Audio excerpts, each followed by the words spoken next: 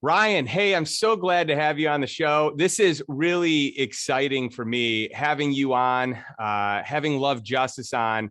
What you do as an organization is just something I'm so passionate about. The lives that you're saving, just the lives you're changing. It's incredible work, and I just want everyone to know about you and Love Justice International and the story. Part of the reason why I wanted to partner with you guys and donate all the proceeds of my book, The Lifestyle Investor, to your organization is because I think you do some of the most incredible work out there. And it's dangerous work, but you guys just really embody love and courage. And I'm just so glad to have you on the show. Thanks for joining. Yeah, thanks, Justin. It's really an honor to be on your show.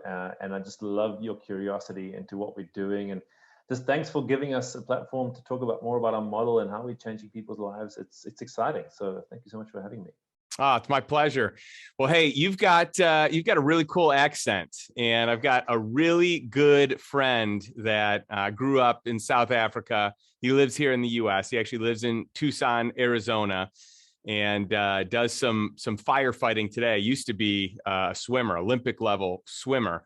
And I've just heard so many cool stories. I've been to your country. I had an amazing trip to South Africa, all over, on a safari in Kruger Park to going to Cape Town. And I just loved my time there. So I'd love to hear a little bit about your story growing up and what it's like living in South Africa.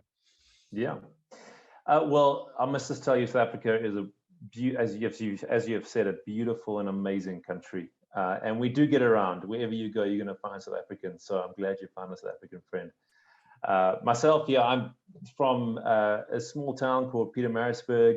I actually didn't grow up in the nonprofit sector at all. I did a degree in genetics and biochemistry and zoology. And so my life looked a little bit different when I was going to university to what it is now. But while I was doing that and being a game ranger, by the way, as well, on the safaris and then getting into finance, the financial sector, Love Justice was becoming this amazing organization that it is today. My wife and I, we had this passion to help women who were trapped in the sex industry, actually. And that's kind of how we got involved in the anti-trafficking sphere. And it was about 4 years ago that Love Justice approached me and said, would you help us to grow countries in Africa? And so I started, working with them, and we started a few countries across the African continent. And then just a little while ago, we sort of moved everything around, and I became the VP of Anti-trafficking, sort of overseeing the work across the world and for anti-trafficking in particular. And so it's been an amazing journey.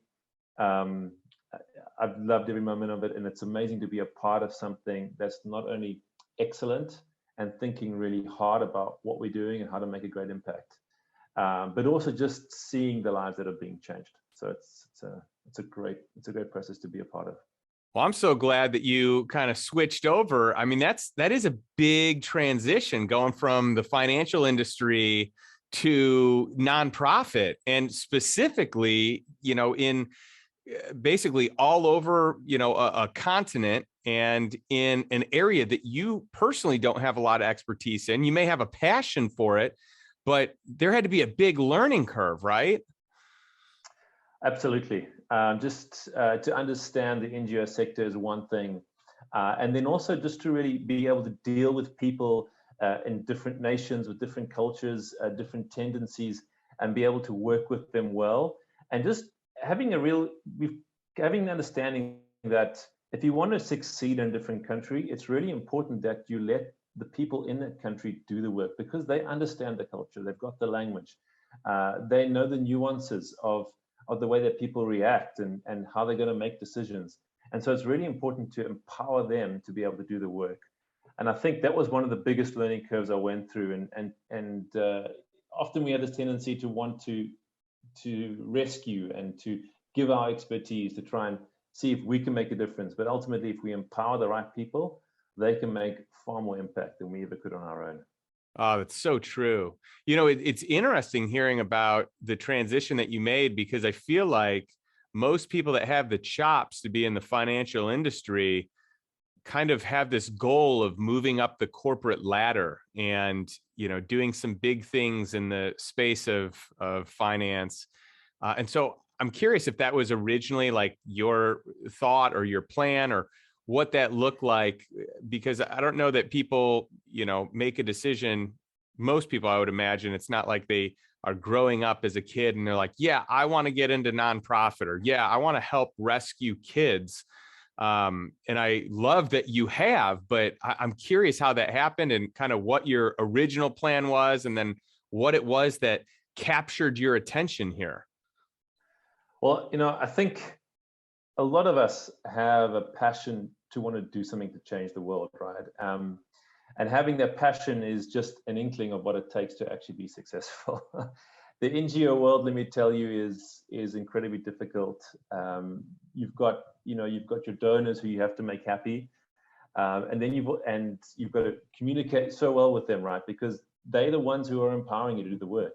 And then you've got the people on the ground who you have to help and provide excellent services to, and be really thoughtful about what you're doing. And so you've always got this tension, but also a lot of work to make it really, work well.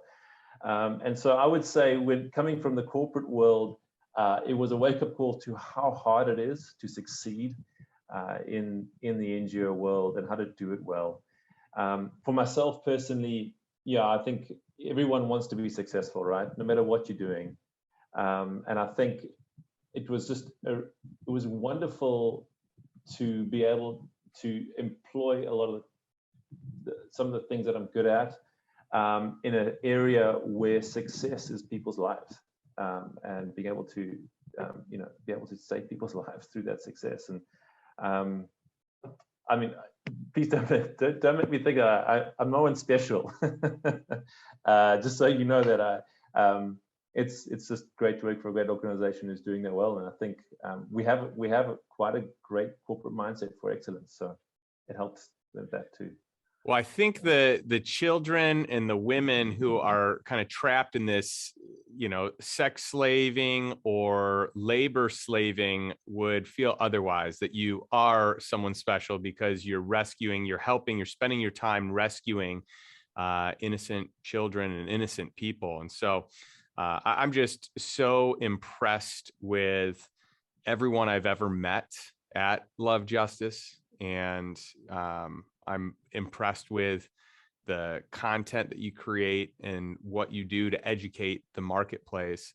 But I'd love for you to share some information. I think most people probably have no realization, or very little realization, of what's really going on in the world, even in their own home country, even here for many of us listening in the United States. I know we've got a lot of people watching and listening from all across the globe. But in your home country, sometimes there's this bias, like, oh, it's happening everywhere else, but it's not happening here. And I'd love for you to share just some of the raw stats or info, so people can know how problematic this is, and how how it's much bigger of a issue than what most people realize. Yeah, I think, when people often talk about human trafficking, they think about the sensational kind of stories that they've heard. It's the Liam Neeson movie, right? Which ends well for the good guys. And it's the documentary maybe they saw, and typically we find that those documentaries usually tend to steer towards sex trafficking, and that's because it is horrific. It's an horrific crime, and it causes irreparable damage to people. And so when we tend to think that most people gravitate, especially in the developed world, towards sex trafficking, but actually is a plethora of different kinds of trafficking, and each country has different forms of trafficking within it. There's some countries where kids are forced into labor a lot, and that's a lot of Asia. South Asia in particular has a lot of that. We see it sort of in West Africa as well, sort of child labor trafficking, domestic servitude of women in particular, that I've seen that a lot in sort of the Eastern Africa countries, and everything all the way across to organ harvesting. Not that we see that too much in our line of work, because we're trying to get them prior to exploitation. But every country is different. Let me just be clear that I would say in every country that I know of, sex trafficking is prevalent, simply because there's a demand for it. There's a demand for those sex services. But every country is different, and to be honest, it actually is often in the areas that we least expect, and sometimes in even the nice suburbs that people live in, these things are going on. And so definitely it is prevalent across the world. It's probably more prevalent than we think it is, and it definitely is more than likely near to a lot of people as well. Yeah, it's interesting because I feel like prior to learning about your organization, I think part of me just didn't want to believe that this stuff was really going on. Part of me didn't want to recognize that there are people in this world that could even do that sort of thing. But really getting involved and learning more and being part of the organization, my eyes have just been opened, and I think you do a great job of educating. You send out these regular newsletters, and so much of it is like the victories that you're having. I mean, I remember I got a newsletter from you where in 1 month, your organization rescued over 500 children in a single month. And that to me is like exceptional on one hand and so devastatingly disturbing on the other hand. It's so great that 500 plus kids inside of 1 month are like being rescued to buy their true human life freedom back. But to even think that many and so many more are being deprived of their basic human rights is just a horrific thought.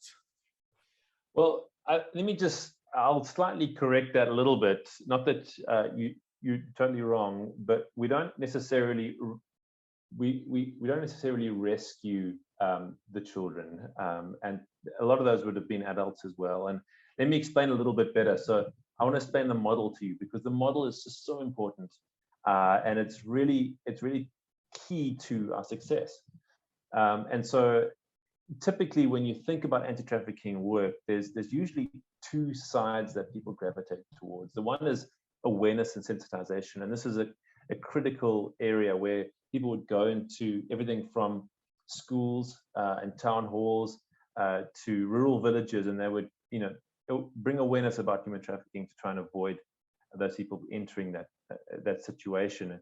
And that's a great method. A lot of organizations focus on that. But the problem with that is it's not tangible. Like, I don't know, it's very difficult to know how many people were actually affected by that awareness. The other side is rescue. And rescue in particular is people knocking down doors, usually involves a lot of investigation. So you're going to need someone who's really good at gathering information. And then you more than likely are going to need to work very closely with the government authorities, and then locate particular people who are being trafficked and then go and rescue them. And that is also critical work, has to be done, and it's amazing work. But the problem with that is often those people there have undergone extreme exploitation, as we've discussed, and it takes a lifetime for them to be healed, if they would ever be healed, and it costs a lot of money to get someone rescued. Where we work is in the middle. So typically, not always, but usually someone has to travel from point A to point B to get trafficked. Now that could be they're either forced to do that, they're literally taken and dragged, or they are deceived. They could be told, hey, why don't you come to this particular big city? I've got a job waiting for you, and everything's going to be good. Don't worry, I'll organize your documents. I'll make sure everything's ready for you. You just have to come with me.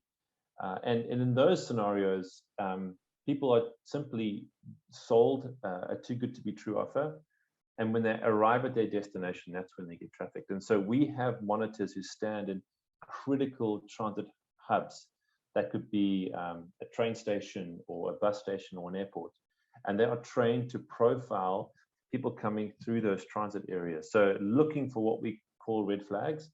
And then when they see that, they would go and engage with them in a really well thought out and scientifically formulated questioning protocol that allows us to determine whether there's a higher chance that person is in the process of being trafficked. And then if they are, we would really encourage them to stop their journey, or in some cases get the authorities involved to stop their journey. And so we would call that an intercept. And when we send out those newsletters, it's intercepts that we're looking for. And the reason why we really love the intercept idea and why we feel like it's taking off across the world is because, first of all, it's pre-exploitative. So this person has not undergone all of that severe trauma. They don't need all the restoration that has to go with that. Also, we can gather amazing information from them. If there is evidence of illegitimate means of control, it means we can gather that and we can give it to authorities who can then effect arrests. And by the way, we've had over 1,100 arrests with over a 35% conviction rate, which is amazing across the world. It's really good. And so we just love the model because we feel like it's really one of the answers to do things cost effectively. I mean, an intercept is by far a lot more cost effective than a rescue, and we know the exact numbers. We got tangible results, and so that's why I love the model and what we're doing, and really believe that we can reduce the prevalence of trafficking by using this. Well, that's incredible, Ryan. And what's neat about it is it's almost like there's two different separate components that you're able to capitalize with that same situation. So you get the intercept where you're actually rescuing the child, but then you can also piece it back to figure out, who's the person that's sending them, who's the sender, who's the receiver, and you can prosecute that way. You can go after them that way, so that there's less of this going on in the first place. And some of the stories of these kids being reunited with their families, and their families, didn't know that they were gone, or hadn't seen them in a little bit and were concerned and were trying to find them and couldn't find them. And they're literally across the country in a train station, or across town, or in a totally different city. It's so heartwarming to see, kind of what happens and the deception that lies within this whole orchestration as well, right? Because I think a lot of it's predicated on that. It is, and I think one of the things we have to be very careful of is I say this with caution, but demonizing the trafficker, because often, we, as much as we want to see them arrested and to reduce the demand for those who are being trafficked, we also feel like a lot of the traffickers are in it for circumstances that they're not really responsible for either. I mean, a lot of poverty is going on, and obviously over the past couple of years, it's really torn up economies, and people are desperate. And by all means, they shouldn't be doing the things they're doing. But we really also want to have some compassion on the traffickers to say, can we help them as well to not be doing this, and that's hopefully through the arrests and the cases that we open against them. Hopefully it will deter others from doing that. So. Yeah, and then it's really neat to see kind of your strategy, because there's almost like this intervention or something that needs to take place to kind of help prevent this in the future, or even figure out why one of these children was willing to go, and kind of how to like get them back on the path of not trusting these individuals, or not being deceived. And so I'm just blown away, because when you hear the story of an actual family and you see the pictures and the devastation that was kind of like riding in the wake, the potential devastation. In some cases, it's true devastation, because it's gone full circle. In a lot of these cases, though, you're intercepting prior to them being gone, prior to them living this life and being, fully trapped.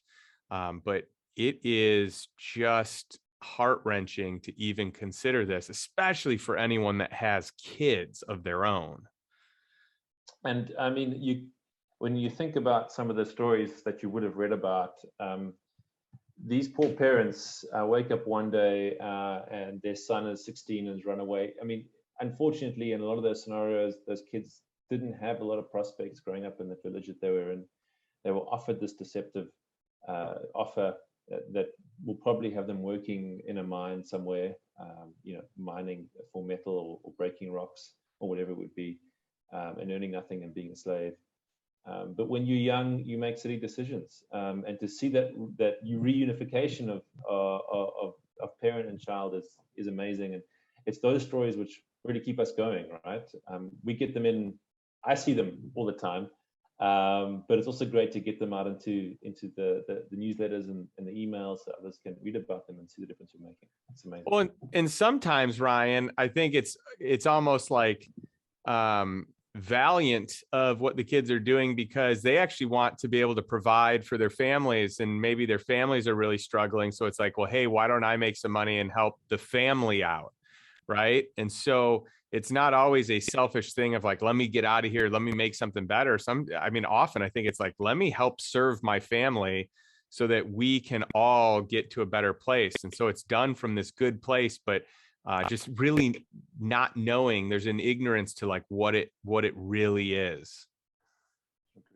Agreed. Yeah. A lot of people are just trying to help, and a lot of people are just trying to get themselves into a better place, and just be able to, hey, I'd love a job. Yeah. And it's sad.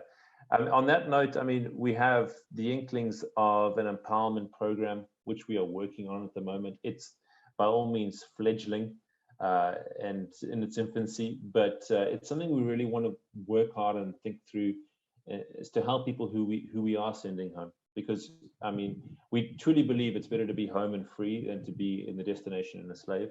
But we'd love to be able to help them even more in that, by empowering them when they get home, empowering the community, and giving them the skills they need to succeed where they are. Yeah, and I love that next layer. Hey, how do we educate these kids? How do we reinforce good, mindset habits and good work ethics? And, how do we empower them to be able to do great things inside their community for the benefit of their entire community, which is really, really cool. So with all this, like, where did you start in this organization, Ryan, and where are you today? And I'd love to learn a little bit more of kind of like your path. Well, I started 4 years ago as just Africa director, and that was responsible for the countries that we had in Southern Africa, and then trying to grow into new places. My skill set, I love expansion. I love taking new ground, putting the flag in the ground, and holding it there, and finding new places to become impactful. That's really what gets me ticking. And so that was my original position. And then I think about 8 months ago or so, as we kind of reorganized the organization, seeing the growth that we had gone through. I think we had around 6 countries 4 years ago. We're now sitting at around 22 active countries. And so we need to restructure a little bit. So I took over the anti-trafficking operations, and then other guys have moved to different areas. Like we've got, let me just tell you, I mean, if you're looking for skills, Love Justice is really unbelievable. I play a very small part, but there are amazing people who are doing ridiculously good things. People who could be in the corporate world and making just a ton of money, but they really are employing their minds to grow Love Justice. One of them is John, the president. We've got Kirk, who's the chief of staff, who's doing an amazing job. We've got VPs in the US doing our development and marketing, who are just absolutely brilliant. So I just play that small part in the expansion and anti-trafficking operations side. Well, that's just so great to hear that there are so many capable people that said, hey, I want to really do things that make a difference now. And by the way, that's not to say that anything anyone else doesn't make a difference. I think we all make a difference. We all can and should aspire to make as big of a difference as we can. But I think when we find what it is that we're truly aligned with, where our superpowers just kind of come out and help whatever it is scale. Maybe it is a business, but maybe it's an organization like Love Justice, or maybe it's a totally different organization, but it empowers people. It empowers, just strong characteristics and strong values. I just think that is an incredible thing. Now, how many countries is Love Justice in right now? We're currently operating in 22 countries. I think we've piloted in 24. And the way that we work is we really want to look for countries that we can be the most impactful in. And sometimes we'll start somewhere and actually realize that there's too many obstacles, or for whatever other reason, we just feel like the operation is not going to work. And so we will reallocate our funds to areas where we know we can get better impact. So we call it allocating by impact. We really want to make sure that every dollar is spent in the place where we can affect the most lives. And those countries stretch across Africa, so Southern, East, and West Africa. Southern Asia, in particular, is well covered in terms of India, Bangladesh, and Nepal. Southeast Asia, we've got Indonesia and Cambodia, and then we've actually recently started in Mexico, Central America, and we've got a fledgling pilot that should be going in the next few months in Alaska, in the US. So we're really feeling like we're in a position to explode across the world. To be honest, we've developed a system that's scalable, and I think that's one of the things I'm most excited about.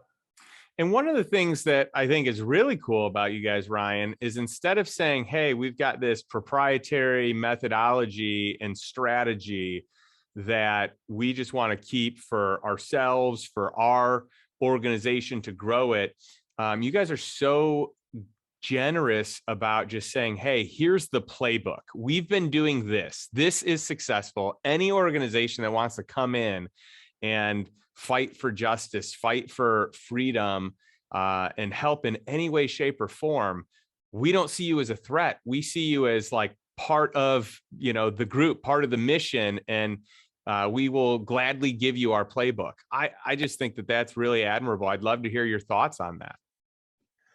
Well, a couple of years ago, we kind of did a gut check, and we did some math, and we said, well, listen, if we wanted to significantly reduce the prevalence of trafficking, how many intercepts would we need to get? And I think it was in the hundreds of thousands per year. And as much as we're expanding now and going as fast as we can, I think it's going to be quite some time before we get hundreds of thousands a year. And so we thought, well, we need to find what we call impact multiplying strategies. And we need to find maybe potentially partners who would be willing to do this, so that it's not just on our shoulders to use this model, but if anyone else feels the need that they could take it and run with it, by all means, like we would be happy to empower them. And that's kind of what we do anyway, right? We go into a country, we find a local partner, and we empower them to make a difference. This would just potentially be on a slightly bigger scale. And so we know that if we're going to make a big difference, collaboration is always the answer. I mean, we play a part in the anti-trafficking scene. There's big players in awareness, big players in rescue. They're amazing organizations who need to be uplifted and supported. But collabing across the whole spectrum, as well as with business and other partners who potentially might think this is a good idea, that's where we feel that we can really make a big impact and really hurt trafficking and reduce the prevalence thereof. Yeah, that's great, Ryan. What else do you want to make sure that our audience knows about Love Justice, about the work that you do, before we wrap up here today?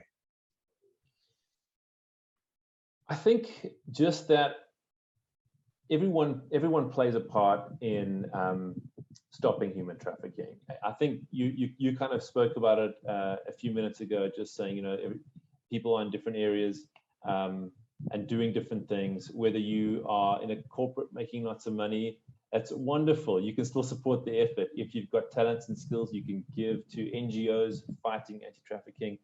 please do that. We need great minds, and we need great people on the front lines and behind computers and doing development and software, and just really covering all the bases. We need everyone, and everyone gets to play a part. And I think when people realize that no matter, they don't have to be the person, pulling someone out of a brothel. They don't have to be the person who's a monitor in a transit area. They can be doing and using their skills to help fight this thing. And if we got enough people, I promise you, we'd be able to make a big dent in it. Yeah, I think it comes down to human capital, having the right people on board, the ship moving in the right direction. But I think it's actual financial capital as well. That's another component of it. One of the things that was important for me with my book, I wanted my book to be an education vessel that would teach people financial freedom. I wanted the dollars created from the book to go to providing actual human life freedom, buying people's freedoms back, their God-given freedom and rights. And so for me, I feel very inspired seeing what you and so many others on the team are doing. And, I just think about how culturally, I think there's this big push to be a big time entrepreneur or be a big time corporate executive, move up the ladder as quickly as you can, where there's this backdrop of it being about the financial gain, moving up, having more money, having more disposable income, having toys and material possessions. And, all of our marketing and our ads are based around that, right? Conditioning this idea of wanting more and that buying things is going to bring happiness. And so I just love the message that you're giving and what your organization does, in that there are other ways. And if you are truly living your purpose here on earth, you will wake up feeling great. I mean, most people, they don't like what they do. They certainly don't like the hours that they do it. But if they found the thing that they love doing, and this is a small percentage of the people that ever really do this, then amazing things happen. They're living their dream. And so part of my goal in what I do, Ryan, is I want people to buy their freedom back, their time back, to create freedom so they can spend their time in the way that serves them, the best way, that serves their family, that utilizes their unique gifts and talents the best.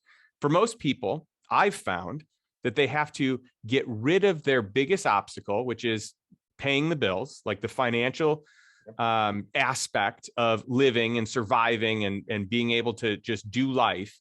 And once you remove that, then people can tune in to where their God-given gifts are, and they can use that to serve. But you don't have to do it that way. You can figure that out while being in corporate America. You can figure it out while taking a sabbatical or on a vacation or taking time to yourself, but it's probably not just going to come at you. It's probably going to be intentional time that you're kind of plugging in and checking in with yourself. But I love teaching people my path, but my path's not the only way. And I think if people would just carve out the time to really figure out what their heart's desires are, I can just see a lot of amazing things happening in the world. So absolutely. Yeah, I can imagine for your listeners in particular, I just really can imagine them having the space and time to think about how they can leverage their capacity, their skills and abilities, and their experience to really help other organizations. We'd be happy as Love Justice to take some of those. But, as you say, everyone's got their own passion, and it may not be anti-trafficking, it may be something else. But if they've got that freedom, what a beautiful thing. Yeah, no doubt. And then the other part about it is maybe for you, it doesn't fill you up to do that type of work, but to know that some of your hard-earned money can go towards it. I don't know that I'm equipped the way that you're equipped, Ryan. I love that you have these gifts and this passion where you can be on the ground running things. I feel like my gifts are totally in a different direction with, people and kind of coaching and training them up. But I also realize that there are a lot of things. You know, you can spend your time, but you can also spend your treasures, your capital, to help in the organizations and charities and nonprofits that matter the most to you. And I just hope that whether people do it here with Love Justice International or in another organization that they're, you know, totally, you know, all about, that they just do it. They do it ideally both with time and with finances. Yeah, absolutely. I mean, it's the engine which keeps us going. And of course, the more funds we have, the better human capital we can employ, and the further we can go. So yeah, thank you. I agree.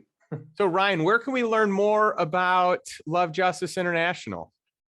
Well, you can go to our website, which is lovejustice.ngo, and go and have a look at all the different stats there.